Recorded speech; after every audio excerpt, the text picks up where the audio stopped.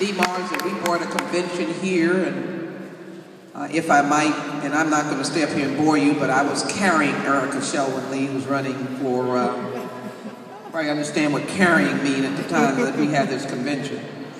And I was working at Fulbright and Jaworski and a senior counsel at the United Energy Resources. I'm going to leave that history alone to say this to you.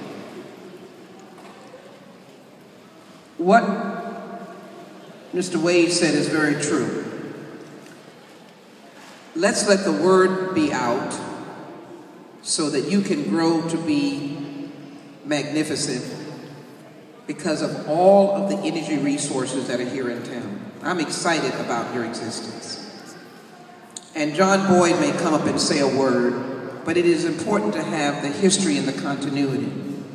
As an oil and gas lawyer, we have been working on these issues for a long time, chairing the Energy Brain Trust and the Congressional Black Caucus now for almost 2 decades. So AABE Houston needs to infuse into that knowledge and partnership. And I will extend to you that invitation right as we speak. We've already got a commitment from President Wade, president of his own company, president of NAMMO, that he wants to infuse, that his wonderful team wants to infuse this to being the largest chapter in the world. Absolutely. Or in this nation. But let me tell you what else you have to do. First of all, you've got to vote. Registration is already passed. And we've got to rise up to educate our national leaders. Have you ever heard the comment, big oil?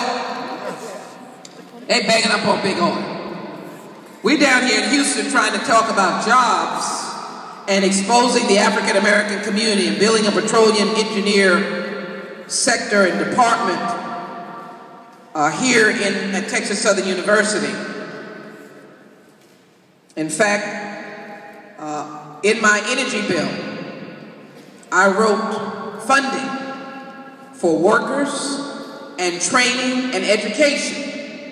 So y'all need to get on the website and look up HR 3710. Introduced as a number of bills that I've introduced that deal with deficit reduction, that deal with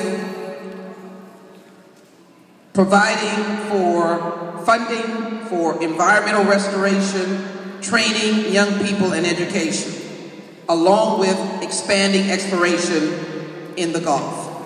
But I only say that to say is, we need to hear your voices as well.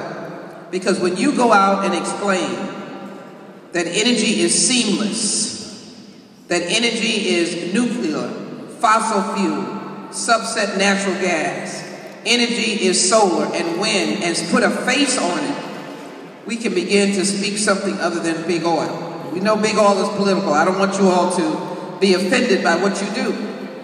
But you're talking about African Americans having the opportunity for oil and gas involvement, whether you're petroleum engineers, whether you own a company, whether you're like KMAC. Anybody heard of the company KMAC? That is an energy company owned by African Americans and African, who has invested in this university by the name of Case Wall. You should get a list of every known energy company. Osika, anybody heard of Osika? That's an energy company owned by Michael Harness. So what I'm suggesting is there are resources for all of you to push us up on energy and to be out front, to be conspicuous. DMAR's family was talking about the oil he has in East Texas, or the land, and how the land is being lost. AABE in this region can make that one of their issues, that we are losing land that we own. So my message is that the world is your oyster.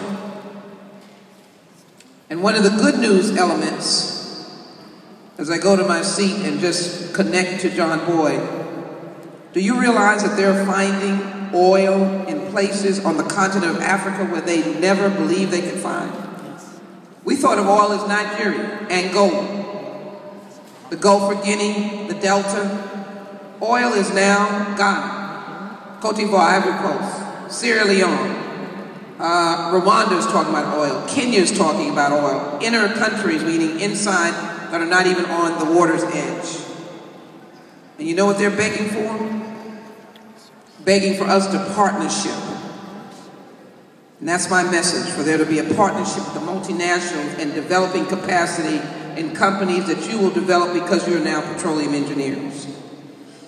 So this is not going to be a rock'em message as much as it is an informational message. And to really thank NAMMO, thank the American Association of Blacks in Energy, I like to say that, and all your national leadership for staying the course, for now being the next leaders who have taken the torch. And that's why there's so much respect for John Boyd. I want him to stand again. Because when you hear black farmers, you might immediately get cotton in your ears. But John Boyd has fought with Congress, and I'm talking about, you know, fist fights. He fought with presidents, fist fights. But he introduced the world to the plight of black farmers who were sitting on land that might have oil in it, and how they were patently discriminated against by the U.S. Department of Agriculture. For a moment, no one heard him. For a moment, he had to fight with people that looked like himself. For a moment, he ran on the other side and stood with some Republicans. And we all know when there's justice, we don't care what you are. We just can't get enough Republicans to believe in justice. And if you want to go back and YouTube that, I will tell you to work with them. Because I've told them to them. I welcome bipartisanship. Because I think justice is nonpartisan.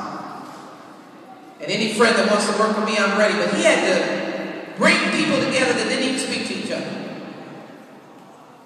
And even today, he will tell you his job is not yet done. But for almost 20 years, maybe 10, 12 years, they denied black farmers their relief. Many of you heard the story of the woman from Georgia that was just called out. What's her name? Sheila. She was telling the story. She was a result of his work, but got called out because someone misinterpreted her record. I can only say to you, staying the course is a valuable asset. AABE may not look like a civil rights organization.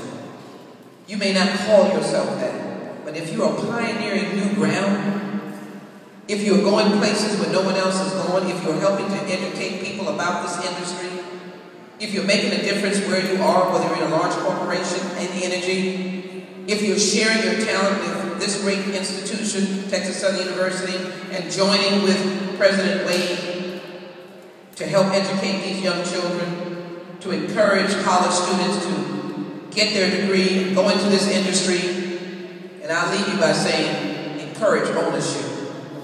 I don't know what your last names are, but I want to one day see multinational up on the Wall Street, Dow, see you publicly traded, and somebody says, you know who that's owned by? And by the way, they came out of a multinational, but also the partner got a degree from Texas Southern University. That's what we need to do, and so I want to thank you. Again, I represent a little bit of your history.